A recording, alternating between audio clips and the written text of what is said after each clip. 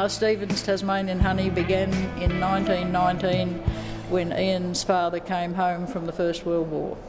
Ian took over in 1966, and from that date on we've really pushed the market side of the business. Prior to that, Mr. Stevens was more interested in breeding the best beef for Tasmanian conditions. And having achieved that, we've pushed on from there, and now we have a fair percentage of the market, about 35% of the honey that's produced in Tasmania. Ian's father, Robert Stevens, from whom the business is named, R. Stevens, he selected his bees very carefully. He used an English black with an Italian gold-coloured bee, yellow, and he bred the two together. The reason for so doing was the English black winters very well. It's a hardy bee. It'll get through the winter on hardly any stores.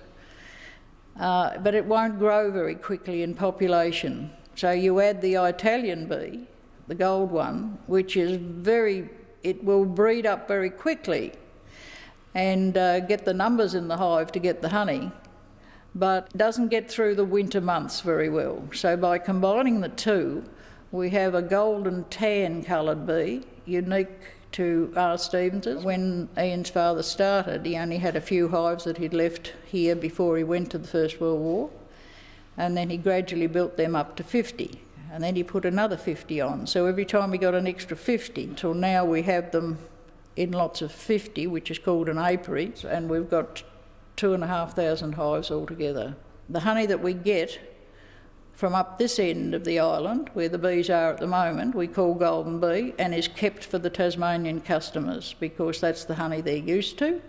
A little bit of it goes to the mainland. Now the leatherwood comes from the west coast, and that's the one that we can send overseas because that's 2/3 of our production. The biggest market for that is the United States, bottled here and sent straight across to them in container loads.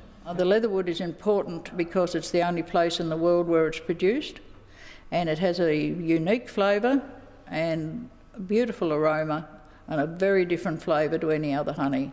It should actually be Tasmania's icon, not blue gum. You can get that anywhere, but you can't get Tasmanian leatherwood anywhere else. And it's only grown on the west coast. We have to build our own roads, mend our own bridges, and hopefully that national parks and forestry will allow us access. So far, so good. The Tasmanian brand has proved very valuable, particularly in latter years when people have become much more interested in where the product came from. When we first marketed the honey, we just called it Golden Nectar Real Leatherwood. But we gradually learnt that by putting the Tasmanian honey in front of it, it's been a huge seller on the market, world market, and on the mainland where I suppose 70% of our honey is sold. The plan for the future is to leave a very good business for our sons, of which we have 3, to carry on. We've given them the basics, which Ian's father handed down, gave them the best breed of bee, which is essential. They've got wonderful locations to put the bees for the leatherwood production, which we're very fortunate that we work World Heritage areas. We've been there for so long. I mean, the business has been running for 90 years and we've been working the leatherwood for 50 to 60 of those years.